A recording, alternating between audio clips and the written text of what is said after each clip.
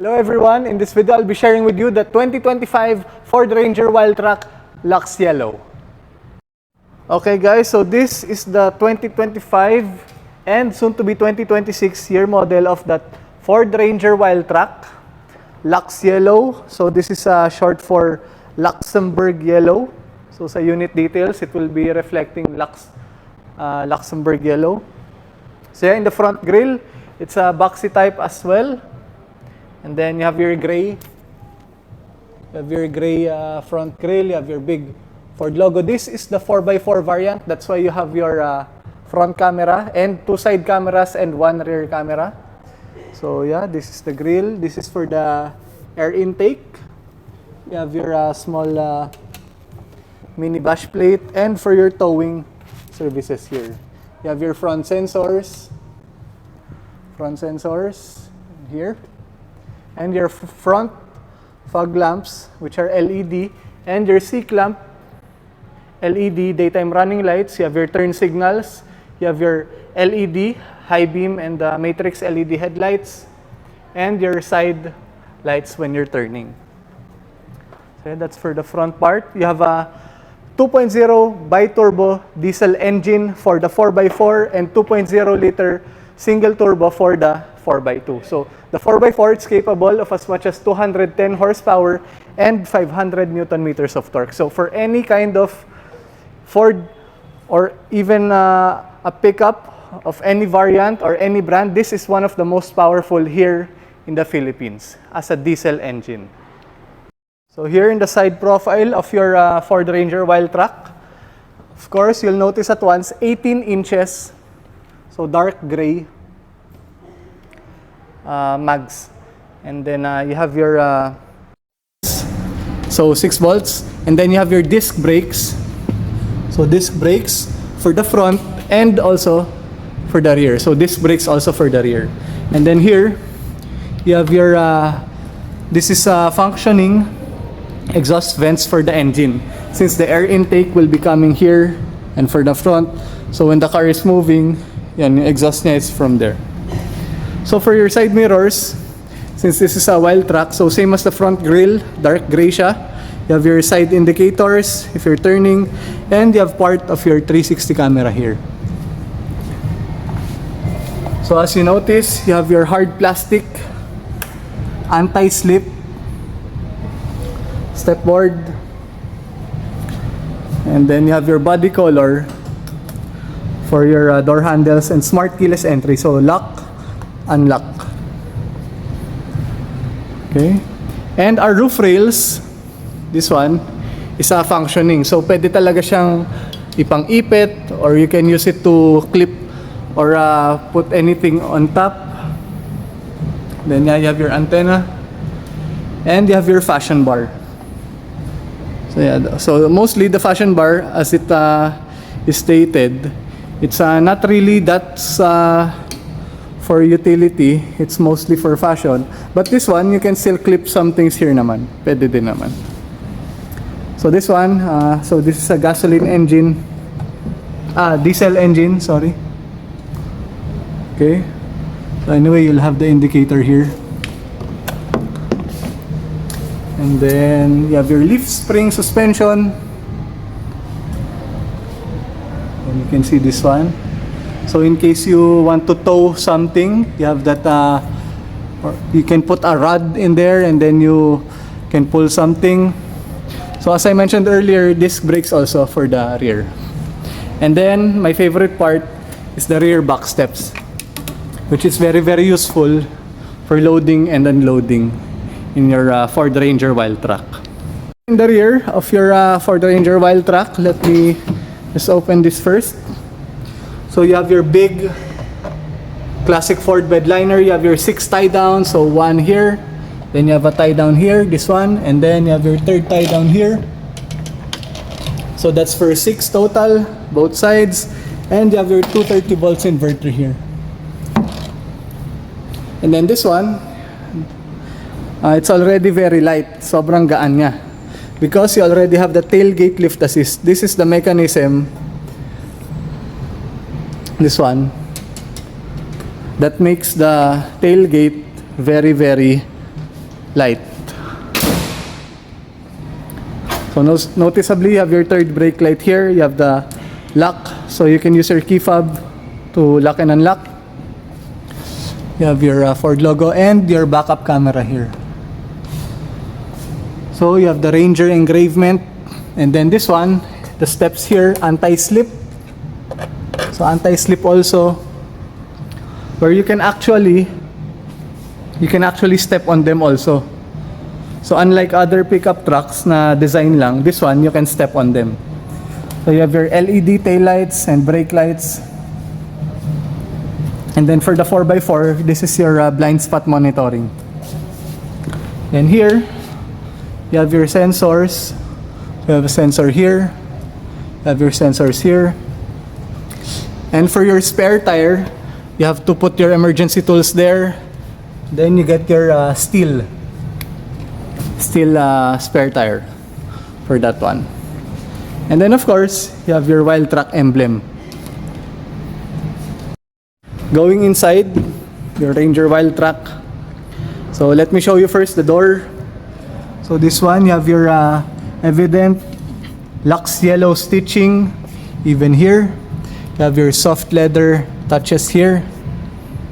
Then of course here, you have your lock and unlock button. You don't have the door handle here. The door handle is this one. So yan po siya.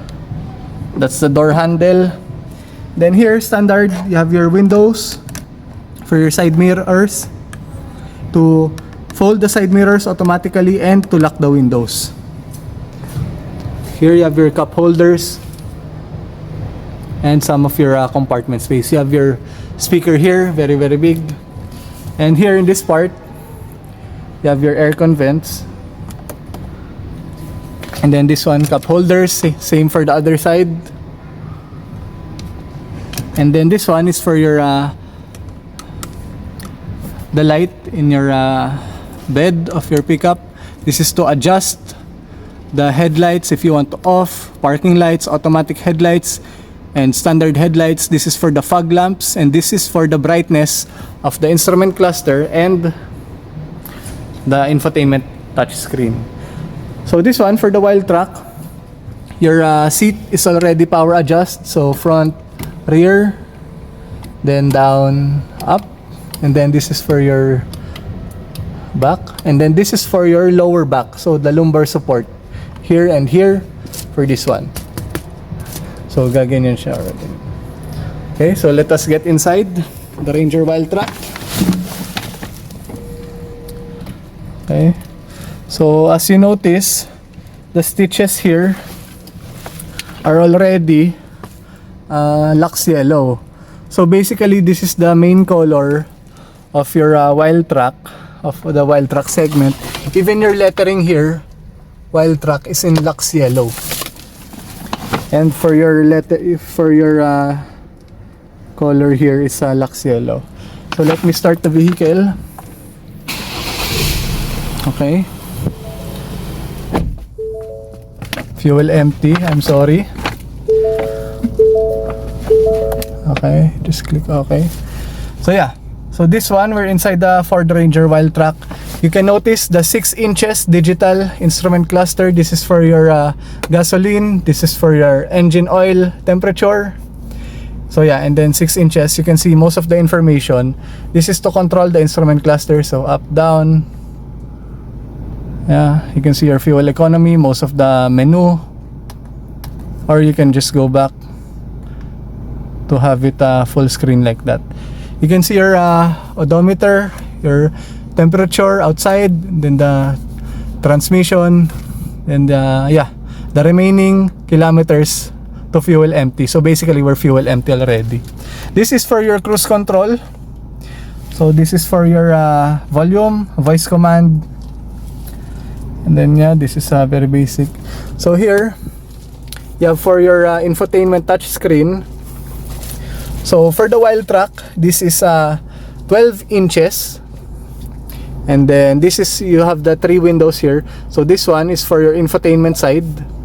So you can connect your phone, you can go to the radio, Apple CarPlay, Android Auto, where you can connect your apps if your phone is already connected. And then this one is for your owner's manual. This is for the unit settings. So let me click this. So you can see all about your unit, especially if you're connecting this with your app, Ford Pass app. Yeah, you can see it also here for the connectivity and most of the general settings, etc. About the vehicle, your safety settings, you can also program it here. So since this is a 4x4, you have the 360 camera, which is here, the third option. So yeah, you have the drone's eye view, and here you can select which kind of view you like. So normally it's in the front. This is the rear. This is the front again. This is for the front. This is the plate number.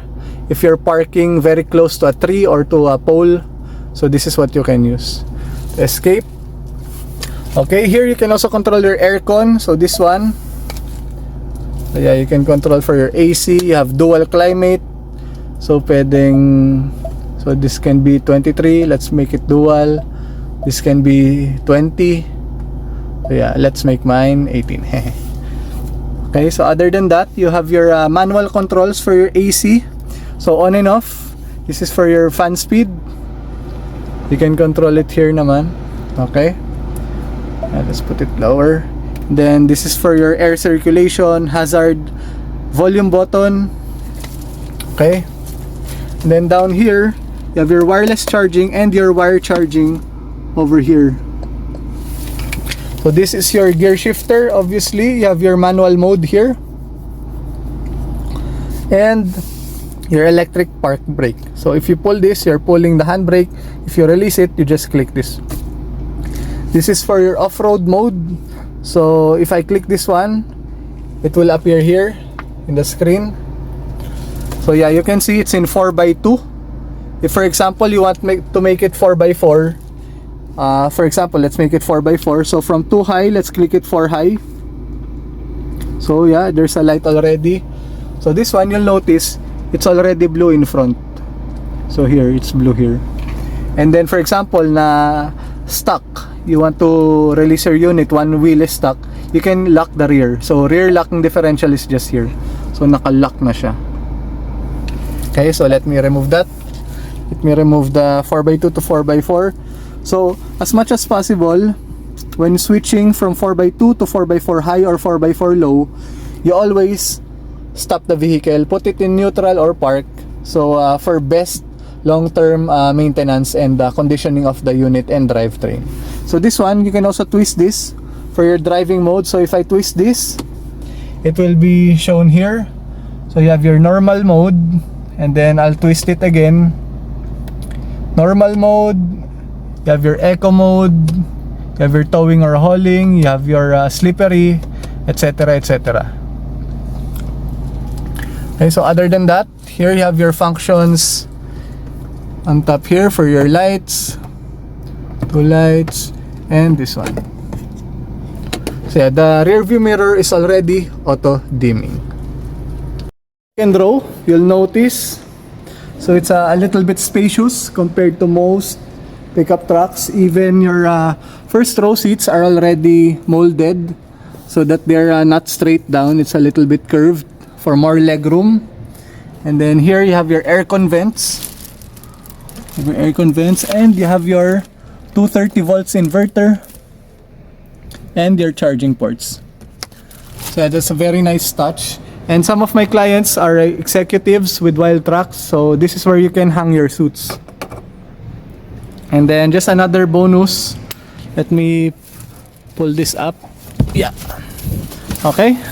So this is where your spare tools are, and you have some compartments here. Okay. And then this is the door, so very similar to the one a while ago. Door handle, windows, every compartments. Okay. I really hope this video was helpful. If you think it was, please like this video, share it with your friends, and subscribe to our YouTube channel for more informational videos. For any inquiries, you can contact me at 0936-994-6643. Thank you so much for watching.